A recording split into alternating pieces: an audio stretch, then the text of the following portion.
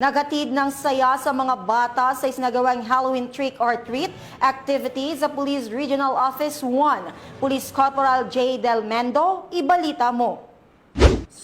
Smiles and sweet treats. Isang araw ng kasiyahan, makulay na kasuotan at pagkakaisa ang ipinamalas ng Police Regional Office 1 sa isinagawang Halloween trick or treat para sa mga PNP dependents at mga mag-aaral ng Child Development Center sa Brigadier General Oscar M. Floredo. Nagmistulang masayang lugar ang buong kampo habang ang mga batang kalahok na nakasuot ng malikhaing costume ay bumisita sa iba't ibang opisina sa loob ng kampo upang mangolekta ng mga candy at iba pang mga treats. Ang aktibidad ay nagbigay diin sa pagkakaroon ng pamilyang kapaligiran sa loob ng organisasyon. Personal na dinaluhan ni Police Brigadier General Dindo R. Reyes, Regional Director ng Police Regional Office 1, kasama ang mga miyembro ng Command Group at Regional Staff ang naturang programa. Ipinakita nito ang malasakit ng PRO1 hindi lamang sa pagbibigay ng serbisyo publiko, kundi pati sa pagtataguyod ng samahan at diwa ng pamilya sa hanay ng PRO1 community.